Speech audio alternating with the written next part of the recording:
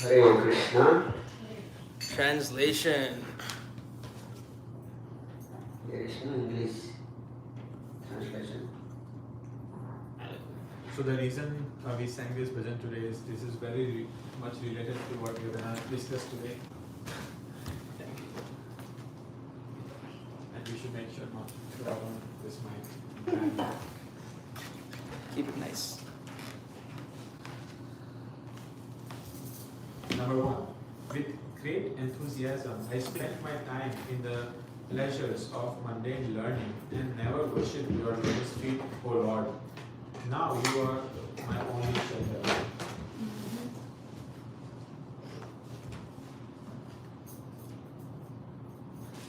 Text 2. Reading on my proud brow for my consists that the enthusiasm of material knowledge to be life true goal. How fruitless those hopes turn out to be. For all my knowledge, power, feeble. Now I have that all such erudition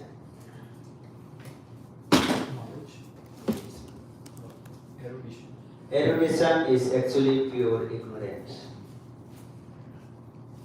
All the so-called knowledge of this world is born of the flickering potency of your illusory energy, Maya.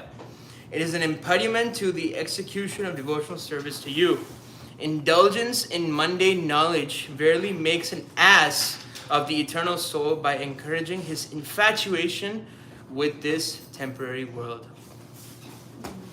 Here is one person who has been turned into such an ass, who for so long has carried on his back the useless burden of material existence. Now in my old age, for want of the power to enjoy, I find that nothing at all pleases me. Life has now become agony for my so-called erudite knowledge has proven itself to be rightless ignorance. Material knowledge has now become a pointed shape and has privaces my heart with the intolerable bring pain of ignorance. O Lord, there is no treasure worth seeking in this world other than your lotus feet. Bhaktivinoda abandons all his mundane knowledge and makes your lotus feet the sum and substance of his life. Jai. Bhaktivinoda Thakur ki. Jai. So, pretty strong, very strong and bold words by Bhaktivinoda Thakur, saying that those who are spending so much time in this illusory energy manifested world is nothing but an ass. Yeah. He says so many times, not gadha. And it is true, those already we have so much of illusion around us and we try to build more illusion on top of it and then we try to enjoy it. All for what? To come back and do the same Over and over. again. So which will be very relatable today in today's topic as well. So you want to share any reflections?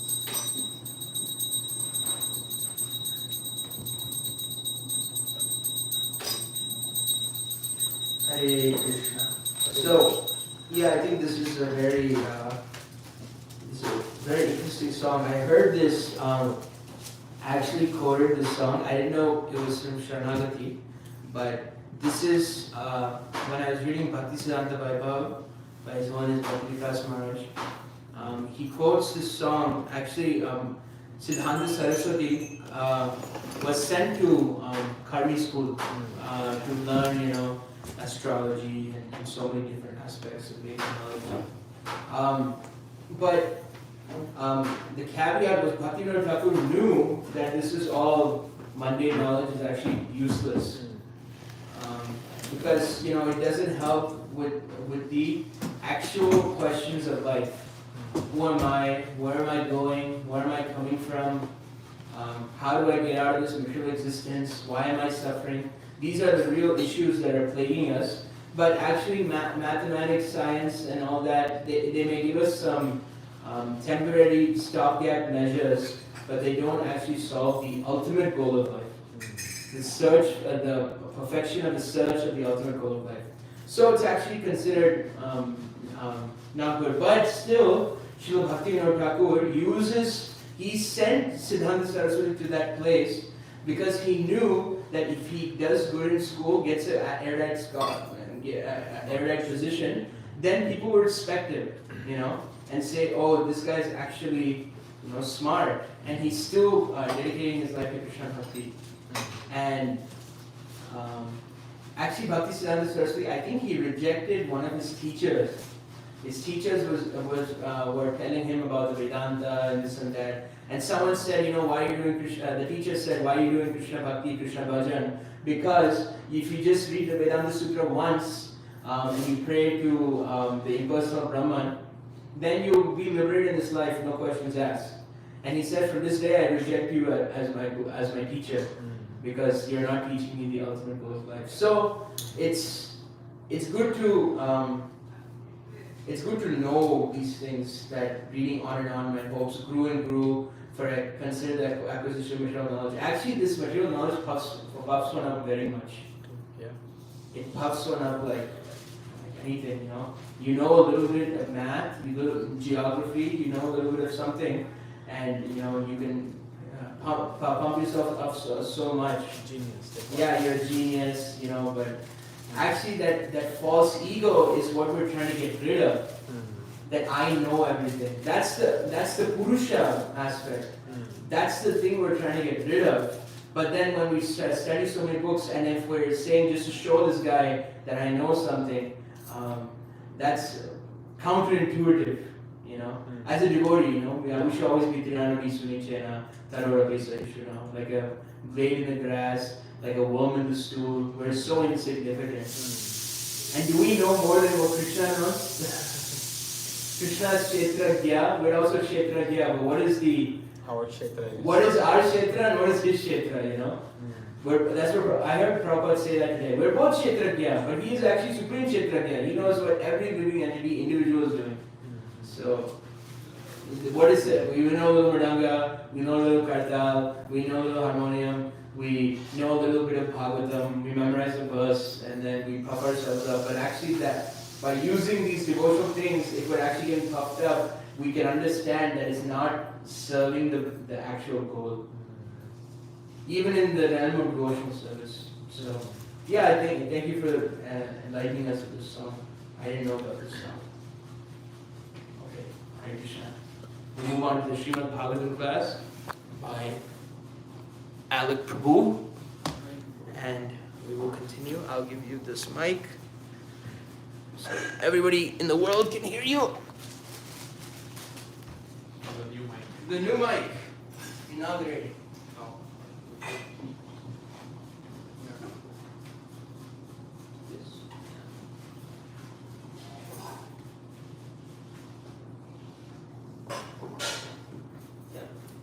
Good? Comfy? Is it okay? Yeah. Good.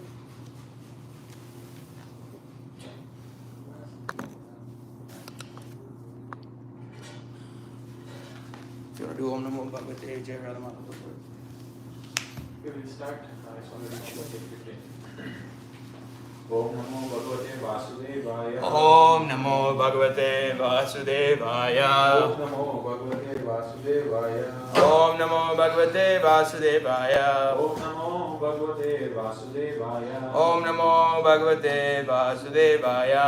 Say it together. Narayanam Askritya Naram Chaiva Narotamam Devim Saraswatim Vyasam Tato Jayam Udirayet Nashtaprayesu Babhadresu Nityam Bhagavata Sevaya Bhagavati Uttama Shloke Bhaktir Bhavati Naishtiki.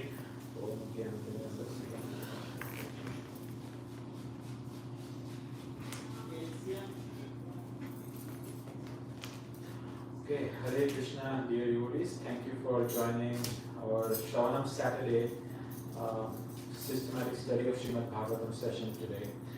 So, we just heard a bhajan that I heard, interestingly, from Srila Prabhupada when I was trying to prepare for this class today.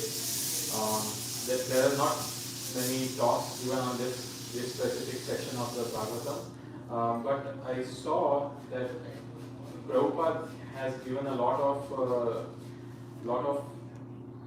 knowledge, on this word, on this section of Bhagavatam during his japa walks or during his room conversations.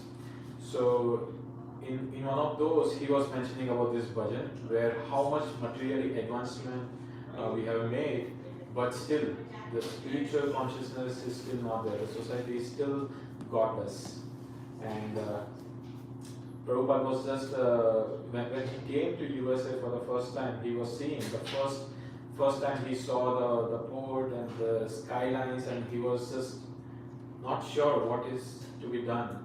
He didn't know what to do, where to go, and he was just in awe at how much materially advanced America was at that time. But he always remembered that yes, even though this much of material advancement was done, still there is an urgent need for spiritual knowledge in the society, and that's where he got his conviction, and he started preaching in that mood.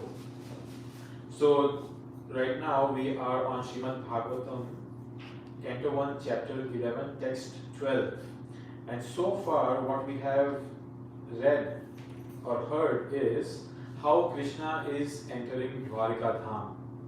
His entrance is bringing so much joy to the Dwarikavasis. Everybody is in awe and everybody is so overflowed with joy. And last week, Vrajabhakti Mataji was sharing that how when pure devotees they see Krishna, they are in ecstasy, no matter where he is or in what form. So just like how we have Shri Shri Radha Natvar here, do we get that ecstasy? So Vrajabhakti Mataji explained really nicely that how the mood of the Vrajavasis is to be imbibed with by all the devotees, and that's the ultimate goal. they have forgotten that Krishna is the Supreme Personality. They have so much love for him that they have forgotten all of the other things, and all they want to do is please him in whatever way possible. And it's pretty interesting, how this entire chapter, how Krishna is entering Dwarika Dham and how Brajavasis are reciprocating, how they are welcoming him. So that is really nice, example for this whole chapter. Basically, signifies two things. From what I was understanding is that one is how festivals are to be celebrated and how to welcome great souls. Especially, all the disciples of Srila Prabhupada, all the senior Vaishnavas that we have in ISKCON movement right now. It's so rare to have such souls around us, and we are very fortunate. We are very fortunate to have even a tiny bit of association with them. So Brajavasis, all these Dhamvasis here, Dwarikavasis I should say, that they are welcoming Krishna. They are dropping everything. They have so many stuff going on, but they are dropping everything. And in further text, we'll see how everybody is bringing in their best to serve, to bring Krishna, to welcome Krishna. And only if, with that mood, if we welcome all the Vaishnavas, they will never leave Columbus. So I was thinking, it has happened. I have experienced it so many times when we had His Holiness Dhiraj Maharaj. There was a roaring kirtan going on at the house of Prabhu. Then we had Jayagata Maharaj when he came last year. So it's very inspiring. We can learn from the Dhamvasis here, and all of them in the previous few texts. I think we missed it last time, but I just want to quickly go over them. That how they are saying that without Krishna they don't know what to do, what else to do. They are so attached to Krishna. And they are saying that just by seeing Krishna, all their miseries have gone. They are gone from their lives. And so I was reflecting on what Vajjabhakti Mataji had said last time, that how just by seeing Krishna, if we see Krishna every time we come in front of him, how we all know, right, that how Srimad Bhagavatam can represent Krishna's form. His limbs are different cantos, and his eyes, and then his belly, his arms, his chest, his lotus face, his forehead. So like that, if you meditate, there are different pastimes, and especially I think last Sunday Srila Prabhu gave the session on the notes, or 2 weeks ago. 2 Sundays ago. So that got me thinking that okay, what if at least this is a homework for myself, that to write some pastime about all of these different parts of Krishna's body from the point of view of Bhagavatam, and offer some prayers. We have heard, I think you also mentioned one time, that if we memorize some verses, say to Krishna that I have done this for you. So such a nice meditation that we all can have. We can write notes, we can write letters to Shri Radha Nadabar and say to them. So that will establish a very personal relationship. We are all in personal movement, not impersonal. So that helps, just by seeing. It's not just every time we come to the temple, 5 seconds, and it's all done. No, if we see very properly, Krishna will reveal, just like how he is revealing to Dwarika Dhamvasis. So that's basically the context, that how everyone in Dwarika Dham is just in ecstasy. So today we will read text 12. Sarvatu Sarva Vibhava Sarvatu Sarva Vibhava Punya Vriksha Latashramay Punya Vriksha Latashramay Udyano Pavana Ramair Udyano Pavana Ramair Vrita Padmakara Sriyam Vrita Padmakara Shriyam Shrava, all. Ritu, seasons. Sarva, all. Vibhava, opulences. Punya, pious. Vriksha, trees. Lata, creepers. Ashrama, with hermitages. Udyan, orchards. Upvan, flower gardens. Aramay, pleasure gardens and beautiful parks. Vrita, surrounded by Padmakara, the birthplaces of lotuses or nice reservoirs of water. Shriyam, increasing the beauty. Translation. The city of Dwarkapuri was filled with the opulences of all seasons. There were hermitages, orchards, flower gardens, parks, and reservoirs of water, breeding lotus flowers all over. So now this is the image of Dwarika Dham, Sri Dwarika Dham, Dwarika Puri, where you can see different, like all these auspicious items are always there. They never go away, and that also throughout all the seasons. Just like I was thinking while I was preparing this, how can I make it more relatable? Since we are in Columbus, everything is pretty much nice here. So in India, they can say that how the water is not so great, and how the food and how the markets and everything is like not so clean. But here, I don't think that is the case here. So how can we make this relatable? So we can see how we are all for a few months, at least 3 to 4 months, we are all just kept inside the house due to the weather conditions. So it's not really that nice at least some time of the day, sometimes of the year. And but in Vaikuntha, in all these dhams, it's always, every day is the best day of their lives. Every day, perfect weather, perfect, all the parks and everything. There are some signs of auspiciousness throughout the year, and that makes their spiritual life so happy. And of course, here that is the whole purpose of this material world. It's not to make us feel comfortable throughout our lives, and we see examples over and over again. Lord Brahma says, "Is katha ganya natyam gana avivam sipiya." If you talk also like a singing, if you every step is a dance. Like, if you're walking, like also dancing. Every word is a song. So, Every step is a dance. Yeah. So that is this is a very, it's a description of a perfect city, the Dwarika Puri. We'll read the purport real quick. Perfection of human civilization is made possible by utilizing gifts of nature in their own way. So here it's very important, this statement, in their own way. We don't have to do any modification. We don't have to change anything. We don't have to make any adds or subtractions to use things that we get from Mother Nature. We talk about this throughout our sessions in vegetarian cooking workshop, how Mother Nature is all giving and we can just use, but still, because we have so many desires and because we have so many ways to enjoy material nature, we try to make a lot of changes.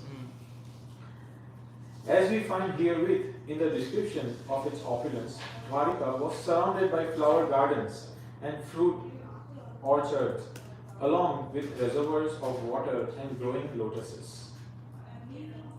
There is no mention of mills and factories supported by slaughterhouses, which are the necessary paraphernalia of the modern metropolis. So now, again going back to the bhajan that we sang before the class, by Bhaktivinoda Thakur, it's, this whole material advancement is, people are thinking, they are making so much advancement, they can communicate with others, in within seconds at the tip of their finger, and it's actually, already we have so much illusion, right? We are already thinking that I am this, I am that, or my position, this position, and on top of it, this is all fueling that illusion. That, oh yeah, you are already so great, here, take some more, become more great, join the metaverse. So here in your metaverse, you can have your own island, you can have your own places to do your sense gratification. And Prabhupada just here saying no. This is all supported by slaughterhouses. Here Prabhupada is putting the big picture in a very small word, saying that this is also a slaughterhouse, meaning harming others for our sense gratification. That is the whole purpose, right? So, and that's not just slaughterhouse. Anywhere, even in the corporate world, it's the same story. Nobody's gonna say, no, I care for you, I want to hire you. No, I want something from you, that's why I am paying you. So that's the fact of current civilization. The propensity to use nature's own gifts is still there, even in the heart of modern civilized man. The leaders of modern civilization select their own residential quarters in a place where there are such naturally beautiful gardens and reservoirs of water, but they leave the common man to reside in congested areas without parks and gardens. So that is a sign of modern leaders. They care. Here, at least in the United States, we have seen, at least there are some parks and other places for recreation, but In some parts of the United States. in some parts, yes. But still, inherently, they all are trying to just get what. It's not about how we can give something to the citizen, but how we can get something from the citizens. That is the sign. Herein, of course, we find a different description of the city of Dwarka. It is understood that the whole dham, or residential quarter, was surrounded by such gardens and parks with reservoirs of water where lotuses grew. So now this is also very interesting, where lotuses grew. So lotuses, where lotus would grow? In a pond. In a pond, in a nice lake, or where it's also a sign of auspiciousness. This growing lotus, that swans and pigeons, all cows. All these are signs. All these birds, animals. They are a sign of auspiciousness. When you see wasp or crow or vulture, that's not really a sign of auspiciousness. That's something opposite. So here, and we see, I was thinking when I was reading this passage, this purport, I can only think of one. I could not visit Dwarka this time, but I can only think of New Vrindavan. It is such a perfect dham, right? So what makes it so beautiful and so spiritual place? Of course, this lotus and everything is there, but the devotees and the lordships, that is the main attraction. That devotees want to go, and then this is also there on the side that brings just more energy in our spiritual practices. So yes, Dwarika Dham has all of it. It is understood that all the people depend on nature's gift of fruits and flowers without industrial enterprises promoting filthy huts and slums for residential quarters. Advancement of civilization is estimated not on the growth of mills and factories to deteriorate the finer instincts. Hari Bol, Chanakya He knows this. Exactly. That's not what anytime I did it. So Chanakya Prabhu just Memorize this. He has memorized this one. Advancement of civilization is estimated not on the growth of mills and factories to deteriorate the finer instincts of human being, but on developing the potent spiritual instincts of human beings and giving them a chance to go back to Godhead.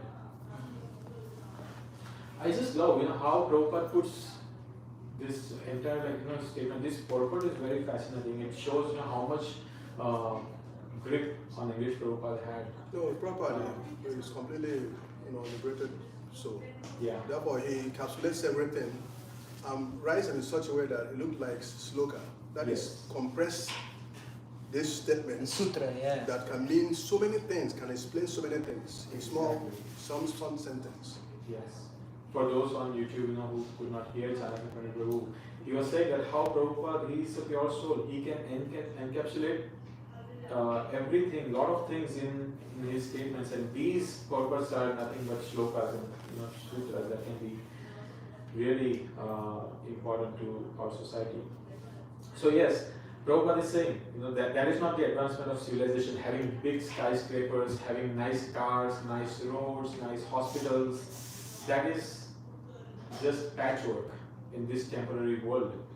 And from this, I got this one from one of his morning walks, where he was saying that how, he was saying, what is wrong with that? What is wrong with it? Have nice skyscrapers, have nice buildings, nice hospitals, nice colleges, nice universities. But what are they going to get out of it? what is wrong with that? And he's saying that this is all temporary. It will all end very soon, not just soon, very very soon, with a blink of an eye from a bigger picture of our existence. Everything will go, but still people are just trying to make their material life so nice and so much. They are thinking that with this they will find happiness, but it's pretty clear that's not the case. Improper definition of civilization. That is what's causing all the problems. Improper definition of civilization. Actually, civilization means the movement of the soul that is in a crude state to a refined state of consciousness, not the physical changes. Wow. Srila Prabhu is going ahead in the purport. But yes, absolutely, what Sanjay said is correct, and Prabhupada is exactly saying that advancement is not, and even temples, devotees, if they understand that temples are meant to have the knowledge, about spiritual subject matters and to worship and to get their spiritual life stabilized and improve. That is the purpose of even temples. So even having a nice building, a nice altar, a nice deity doesn't mean that it's of course it is all the facilities, but the actual thing is the devotees. When they come, when they do their, when they try to do their spiritual activities in the temple right way, that makes a temple a real temple. And here Prabhupada goes on. Development of factories and mills is called Ugra Karma or pungent activities. Only Prabhupada can use. And such activities deteriorate the finer sentiments of human beings and society to form a dungeon of demons. Jai. Dungeons of demons. So awful. We find herein the mention of pious trees which produce seasonal flowers and fruits. The impious trees are useless jungles only, and they can only be used to supply fuels. So now pious trees and impious trees. The depth of vision that Prabhupada has. Some trees they bear fruits, flowers which can be used in the service of the Lord, and other trees which are weeds and just they don't have any use in particular. But they still, Prabhupada saying, still they can be used to supply fuels. Radhanath Swami, they used to make weeds pakoras in New Vrindavan. They took the weeds out and they made pakoras out of it. So that's the eyes of spiritualists. Yeah. They can see how they can use anything and everything in the service of the Lord. In the modern civilization, such impious trees are planted on the sides of the roads. Human energy should be properly utilized in developing the finer senses for spiritual understanding, in which lies the solution of life. I wish I can memorize this line as well. So, we should get a tattoo of that on our arm. Tattoo of this. Human energy should be properly utilized in developing the finer senses. So, there are so many things in this statement also. So, finer senses, finer senses, what does it mean? Finer, which is like used correctly. The sense in the mood of goodness. In the mood of goodness, yes. And of course, anything that is used in the service of Krishna, all our senses, and that makes our senses finer, so that we can understand spiritual subject matters. And one time, I think it was Jayadeva Maharaj, he was asked by a devotee that, this is very boring, Krishna consciousness process is very boring, we don't get, of course that devotee was very new, and he asked Maharaj, and Maharaj said, my dear sir, all your senses, if you engage in Krishna, you will find that there is no better way you can engage your senses other than this. All our senses have so many things to enjoy. Eyes, we can enjoy the deities. People go in front of deities and they cry. They keep seeing them hours and hours. They keep meditating. Just from seeing, they can now think wherever they go about those deities, those dhams, those devotees. It was such perfect way to use our eyes, ears. To hear all amazing kirtans, and after kirtan, if they are hearing, they get goosebumps. After all the kirtans. and of course hearing kathas and snows to smell. This morning I was actually thinking that when Mangalarti, the whole there was nice fragrance. It's always there. Maybe it's because of the flowers, but of course, this is all engaging our senses. And of course, Hari made nice puri and aloo gobi sabji for our tongues. So Maharaj said that in one way, if you think about it, Krishna consciousness movement is nothing but the huge sense gratification movement. Sense gratification. Sense gratification movement, where you can engage all your senses in the service of Krishna, and you will get so much taste. Outside there are so many side effects, but here there are only plus signs. So this is the way of using our senses, and Prabhupada is saying that developing the finer senses for spiritual understanding. This is how we can develop. Fruits, flowers, beautiful gardens, parks and reservoirs of water with ducks and swans playing in the midst of lotus flowers, and cows giving sufficient milk and butter are essential for developing the finer tissues of the human body. Of course, Prabhupada, since he is a pure devotee and he knows how to utilize everything in the service of the Lord, and even here, milk right now, there is a whole movement of veganism going on, and people don't want to consume milk, and that is also true. That is also correct. Prabhupada, some might say that no, but Prabhupada had milk when he came back then.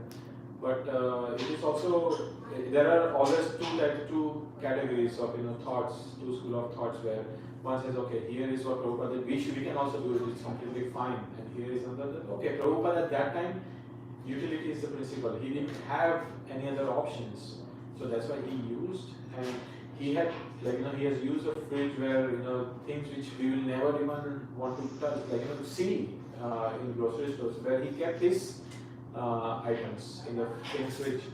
So Prabhupada was very, he was very aware of everything. He knew exactly that okay, here is the need in this situation, so we can utilize, how to come out of that situation without trying to think too much over it. The purpose is to preach, then whatever it takes. He said, okay, yeah, you can eat meat, but I think Bhaktisiddhanta Saraswati, When the Englishmen or something, he said you can serve meat to them. Yes.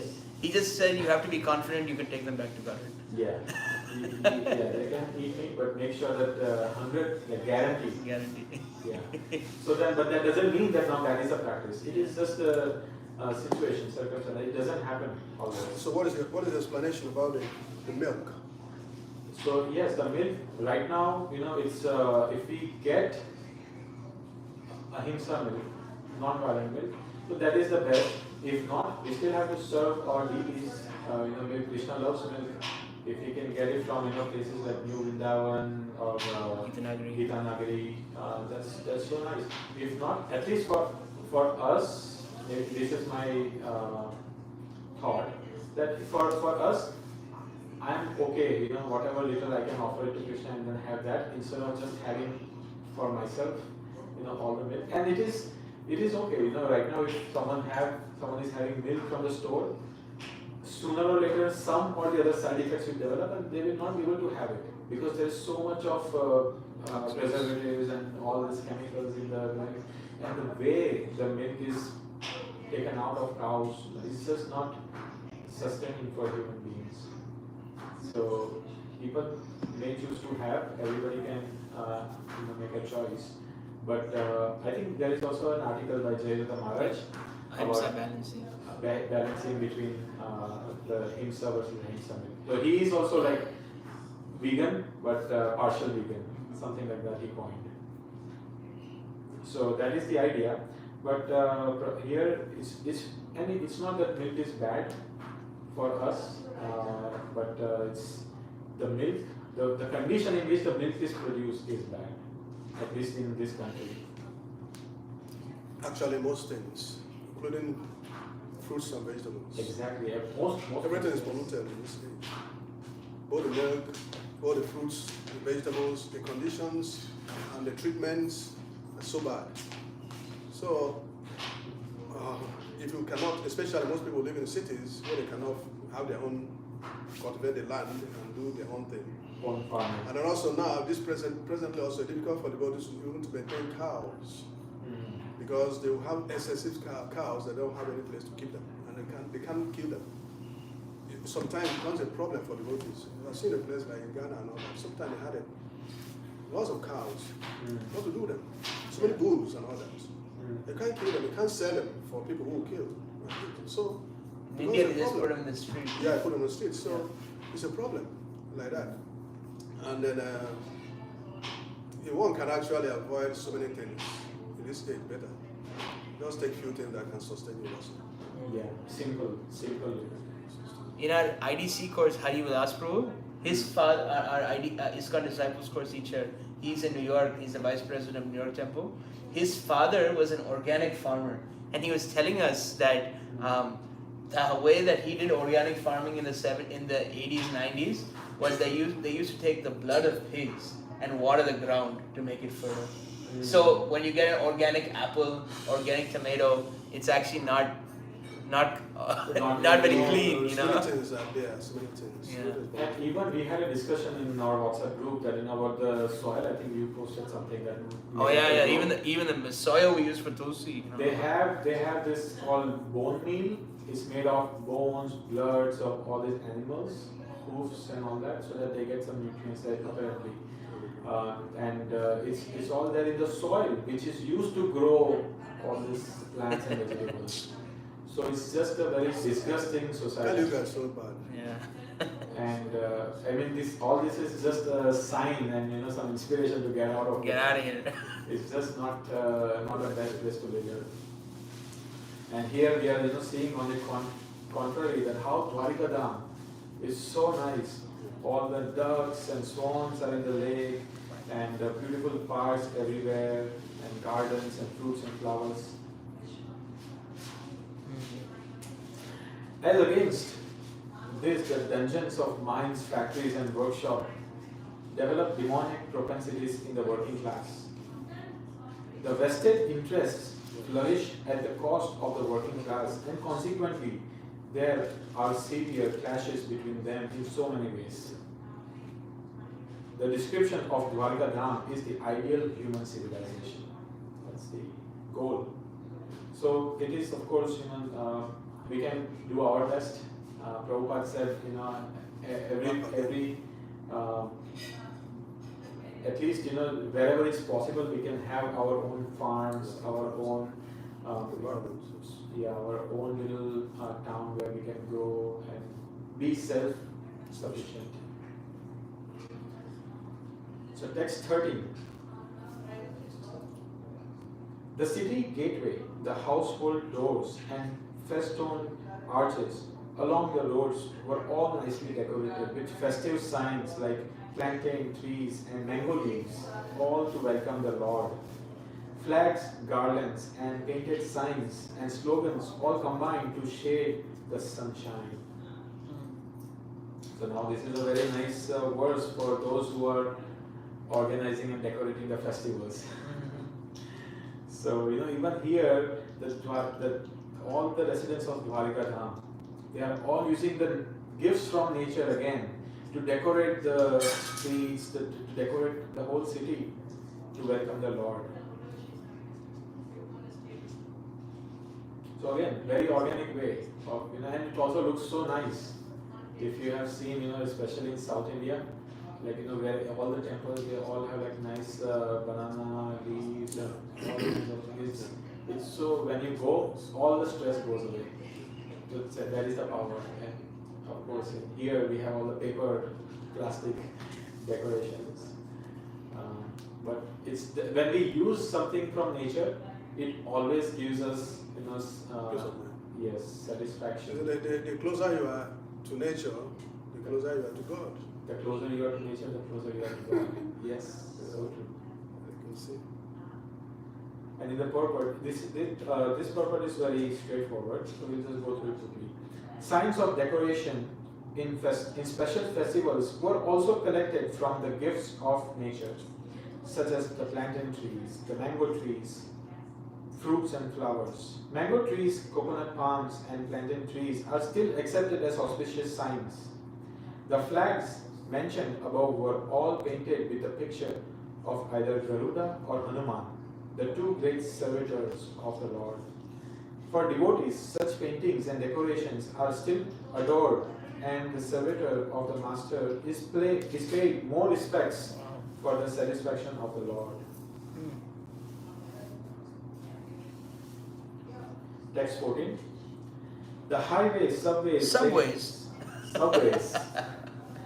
lanes, market, and public meeting places were all thoroughly cleansed and then moistened with scented water. And to welcome the Lord, fruits, flowers, and unbroken seeds were strewn everywhere. Interesting.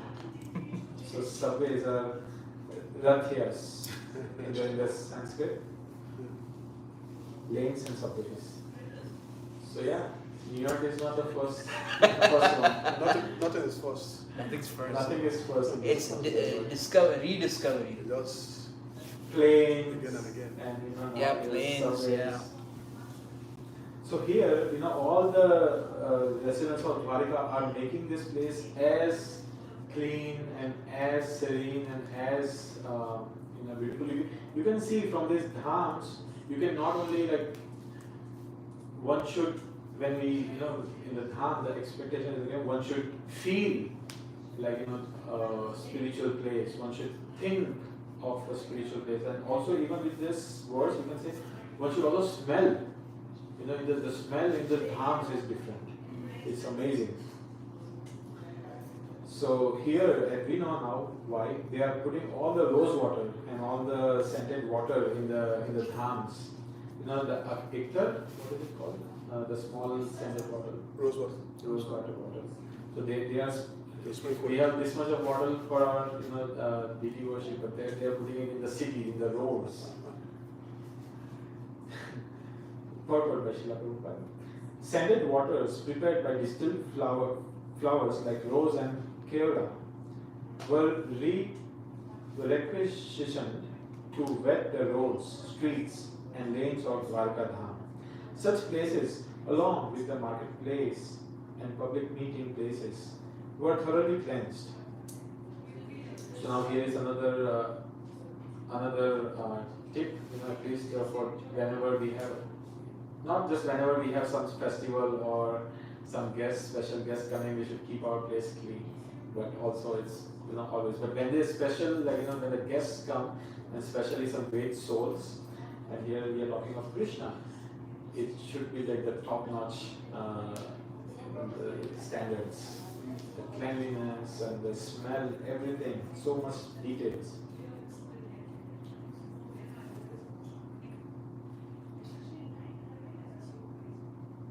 Okay.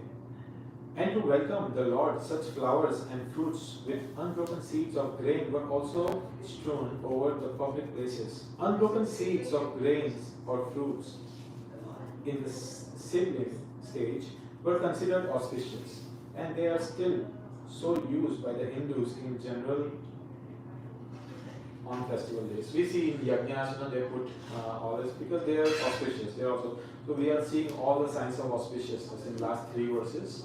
That how lotus and the cow, the milk, and all these decorations with the nature, and now here we are seeing the unbroken seeds. Text 15.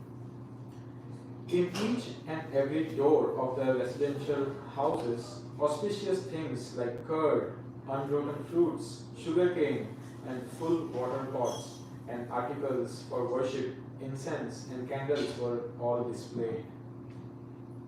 So not just one person's house, or a president's house, or a vice president's house. Everyone's house. In each and every door of the residential house. So Dwarika Dham is also a big place. There were at least 6,108 palaces, and then all other the residents, they also were living very opulently. It is said that Krishna In the previous verse, we heard Prabhupada say that the leaders of current society, they live in a very nice, opulent place where there is nice garden, nice water body. But the common man, they are left to live in congested area. But not in the case of Krishna. All the Dwarika residents were in very opulent places. And they were, it's opulent meaning, it's not just like a very nice 5-story building, 5-star, not like that. They were so opulent that everything they wanted, they had.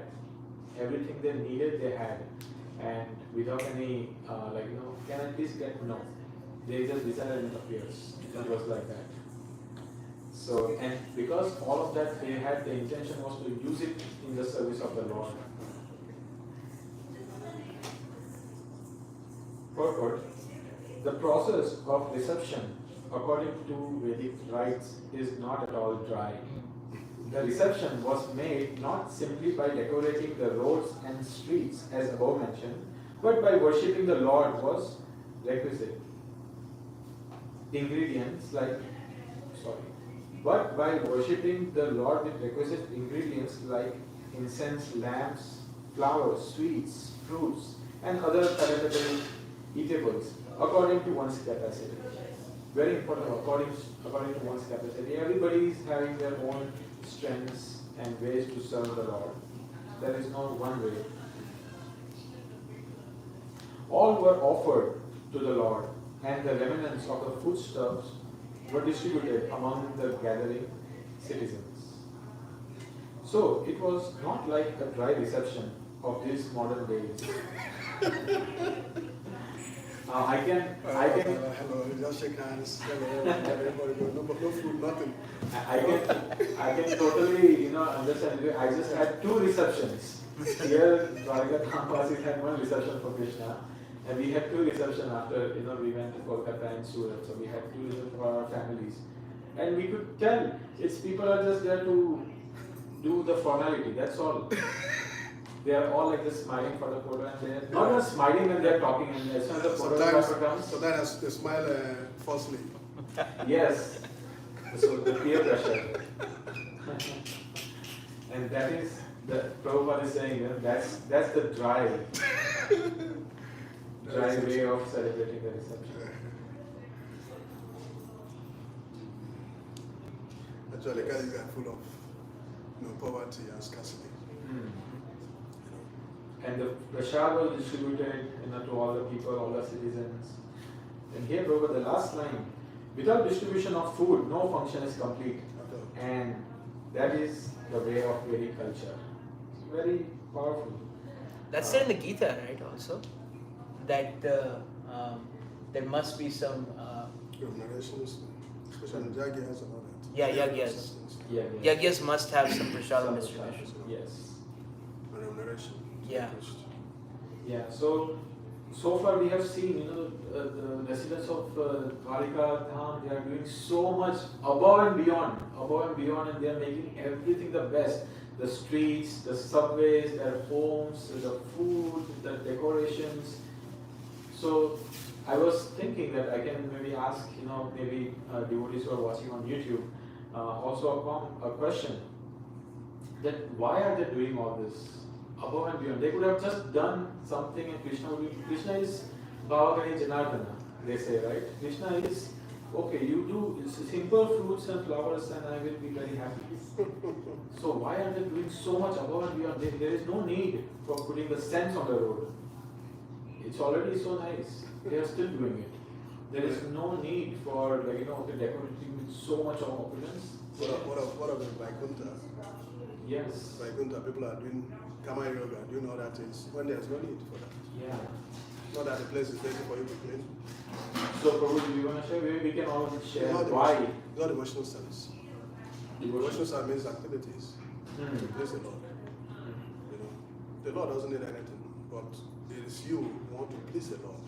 And that gives you so much bliss trying to please the Lord. It gives so much bliss. And Krishna becomes satisfied when he sees the effort of the devotees trying to please him. Blessings. There may not be any need, any physical need for anything. But if not, why should people serve Krishna in the kingdom of God? when they are separate things. Can you share something like that? Yeah, I was thinking exactly. It is pure devotional service that, once you're in that platform of Krishna consciousness, then you always want to keep doing more. And then Krishna reciprocates with that, and when he reciprocates that, what is the fruit of that reciprocation? You want to do even more. So it's actually Krishna consciousness. It's not just, that's just not a phrase. It's actually being attentive to what Krishna likes and what he doesn't like. So when you see his likes and dislikes, you'll see, okay, this is the best way to serve him. This is the best way to serve him. So in that way, we can. We're getting from the Bhagavatam, Amal Purana, Shukadeva Goswami is saying that this is the best way to serve Krishna because Krishna likes him. If you look at the context of the chapter, Krishna, it's giving clear instructions on how to invite Krishna. And so if we didn't have the Bhagavatam, we'd just be like, okay, how do you... It's kind of like how the people in different religions are like, okay, how does God look like? What does he like to do? I don't know. What does he do all day? I don't know. He hates me, so I gotta follow all these rules. What does he do all day? What does he hang out? What does he do? Everybody's so confused, But in the Vedic literatures, it's like it's so clear about what Krishna does, how to please him, how to likes and dislikes. That is why we keep doing more. Prabhupada said in one place that. What is the need of this big temple in Mayapur? And someone asked, you could feed so many hungry people. You could make so many hospitals. He said, first of all, this is the hospital of the soul. Nobody else has that. And then he said, why do I need this big temple? Who will come see Bhaktivedanta Swami under a tree? Who will come see that? So it's like sugar-coating the pill. You have the pill. And then sometimes it's very bitter, so you put sugar around it, and then you put it. The kid eats it, and they're like, oh, okay, and then he eats the pill. Right. So those who are in devotional service, they can also come, and those who are materially attracted, they will also. Yeah, if they want to see, if you go to Mayapur, they're building the new temple. You want to see nice deities, you want to see nature, you want to see flowers. Everything is there. Just go and have at it, do it in the Dham, Better to go to Disneyland or Disney World. Go to Vrindavan or Mayapur and then gratify your senses there, You benefit from that. Yes, both very, thank you very much for sharing that. And on YouTube also, please comment if you are still watching. So yeah, it's true, we know all this now from Bhagavatam that how Krishna is pleased, and it's amazing, how the residents of the Dham are teaching that yes, they have already perfected their lives, they are already doing such perfect devotional service, still they are striving for the best. It's just like how we have our president here, just for this one person, one human being who will be no more in 50 years. For him, so much security, so much everywhere he goes. I heard it's about like $150,000 cost for his one trip if it's 30 minutes or less. Yeah. 30 minutes or less, $150,000 for the President of the United States of America. Or what to talk of Krishna. So it is also like, the finer is, before we read the finer senses, the need of finer senses for understanding spiritual subjects. And the finer senses can also come with the finer practices. And all of these practices can in turn take us to the finest love for Krishna. And of course, we all know the classic example that the wife tells to her husband that I love you, but I have not made anything for you for the dinner. What does it mean, I love you? Very dry. Speaking to their actions. Okay, so the last verse. So now we know all the residents of Dwarika are like all ready, pumped up. So text 16 and 17. On hearing that the most dear Krishna was approaching Dwarka Dham, magnanimous Vasudeva, Akrura, Ugrasena, Balaram, the superhumanly powerful, Pradyumna, Charudeshna, and Samba, the sons of Jambavati, all extremely happy, abandoned resting, sitting and dining. So all these great souls, all these great devotees of the Lord, they were like doing so many things. And all of that, as soon as they heard Krishna is coming, they dropped everything and they started running. They started going to see Krishna. And here is also another very nice example from these amazing souls where sometimes, we are also in the middle of so many services, right? We are devotees, always engaged in devotional services. And sometimes, okay, the aarti is going to start, or a very good, a great soul is going to arrive as a guest. And you're like, okay, no, let me first get this thing done. I'll go. Other devotees are there to take care of him or her, right? So I can finish this up real quick. This is so important. But here they're like, no, forget all the other things. When the great soul, welcoming them is the main. When you welcome them, it has so much power. The reciprocation, the blessings you receive in return is nothing can give that. And of course, even when and some situations it's so obvious. Like if I'm still getting ready and my spiritual master is coming, just do whatever, but go attend to your spiritual master, or in matter any devotee, any senior devotee comes. It's so important. Otherwise, if the first impression, or at least if we show that just some another person has come to the temple or to our home, it's okay. What are we telling to Krishna? Here your representative has come, but it's okay. I have more other things to take care of. Krishna says, okay, please continue to tie the dhoti, continue to do whatever service you think is important for how much ever it takes. And that might also it's these things are here. It's shown that how important it is to prioritize services also sometimes. And of course when this whole chapter is about how to welcome guests and how to make our place so nice that nobody would, when they come, nobody will say that, no, I want to go, I want to leave, they want to stay. This is the chapter. So now for this one, it's a huge purport. So Prabhupada is explaining about all these great Vaishnavas, some details he's giving, but I picked one statement which I thought I would share with you all in this class. But of course, please read this purport whenever you get a chance. So I'm going to read one line from the Akrura's description, the last statement. Ahuka, the father-in-law of Akrura, was not on good terms with Akrura, but both of them were devotees of the Lord.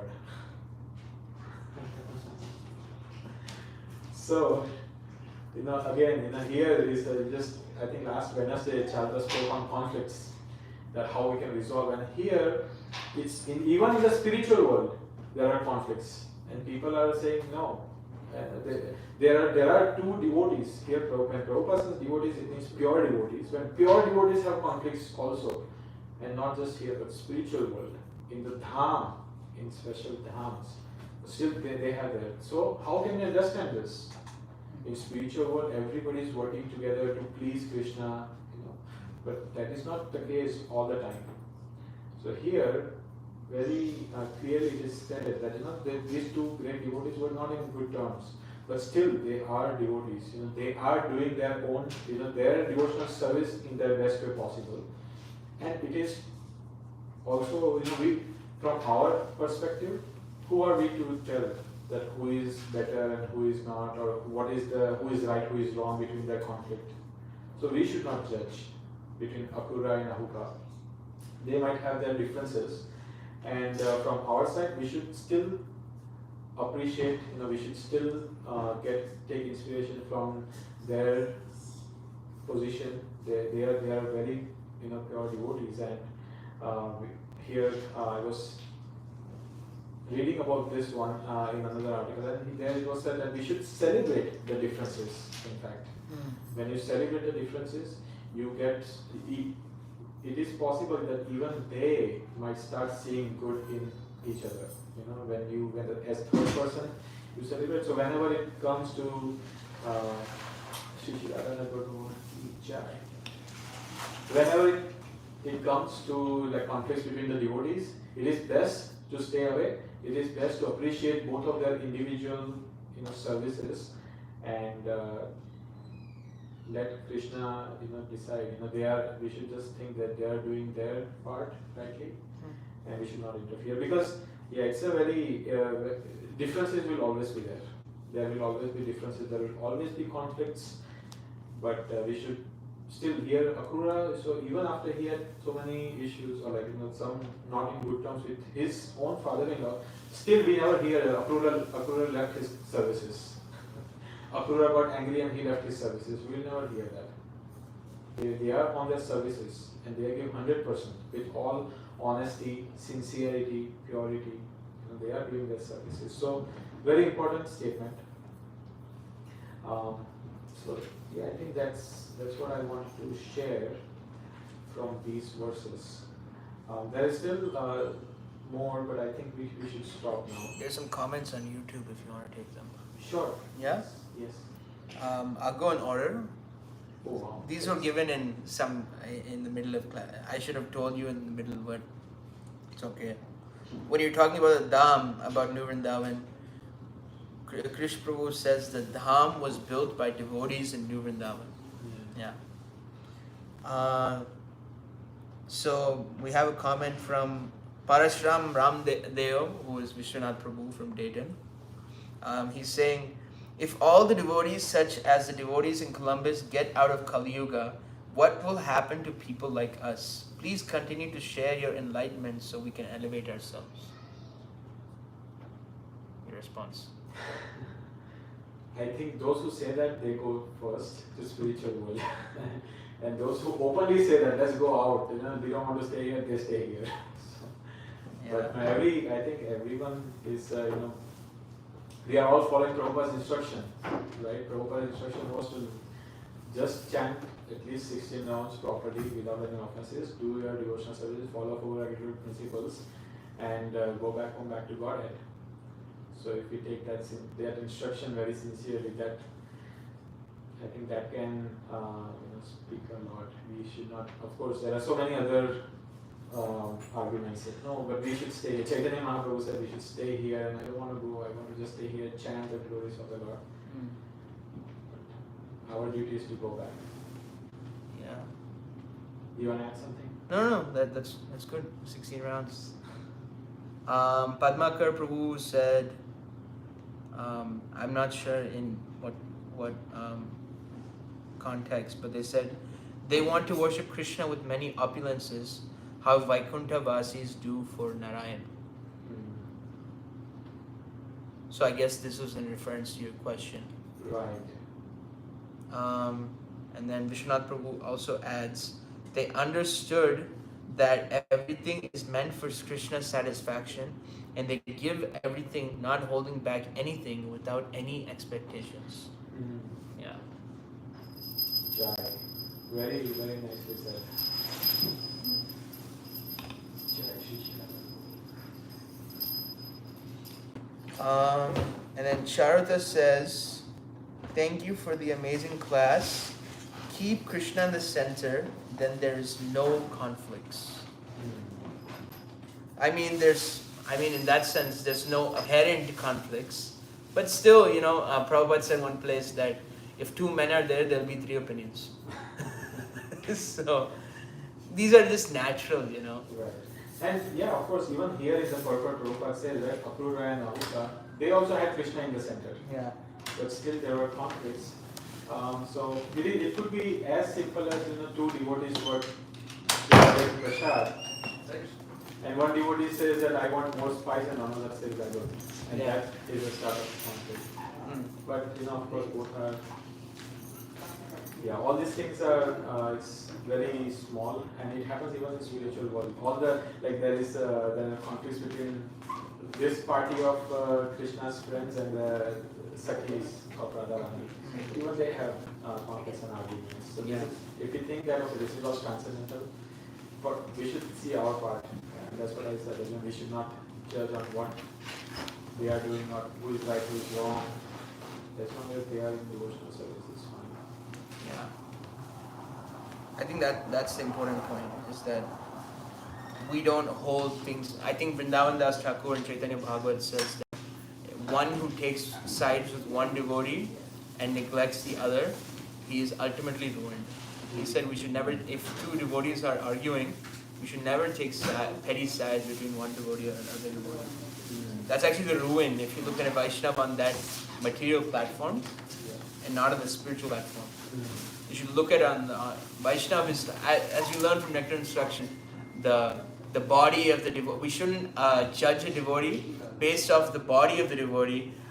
Just like how we can't see Ganga, even though they may there's foam on top, it's still a spiritual water body. And that's just not the external, that he has some deformity, or even their mental conditionings. People have some serious karma that they come to Krishna consciousness with, and we can't judge. If they just do devotional service once, api chet suduracharo bhajate mama nanyabhak sadureva samantavya. So they're cleansed. Even if you ate, like I don't know, maybe me and Aim have done it. Sometimes you just go and then you're like, hey, let's just eat a dog for dinner. Even Bhagavatam says, even if you eat dogs for a living, if you practice devotional service, you're cleansed, and you can reach the highest platform. Even the dog eaters, the chandalas, people who eat unrestricted meat eating, they're cleansed. So what to speak of people who and even in Chaitanya Charitamrita it says, there's a verse that says haram, haram. When the Muslims, when they say haram, there's halal, which is like good things, and haram. When a dog is trying to bite them, they say haram. And then so Chaitanya Charitamrita says that they get the credit of Namabhas when they say haram, because Ram Nam is there. That's Krishna Das Kaviraj Swami's wording. Yeah, they see everywhere. Charita is saying, so I meant it will help overcome the conflicts. Absolutely, yes. Yeah, that's true. That's 100% true. If we have Krishna in the center, then we know that yes. Then you can get through anything, right? Right. Naim Prabhu, you want to add something? Okay. Any closing words? Thank you so much for the Srimad Bhagavatam class. Haribol, Granthara Srimad Bhagavatam ki. Jai. Srila Prabhupada ki. Jai. All glories to us. Hare Krishna. Thank you all so much for joining online. Please come on Saturdays to the temple for Shravanam Saturday as well as the morning program. Best day of the week. Best day of the week. Hare Krishna. Haribol.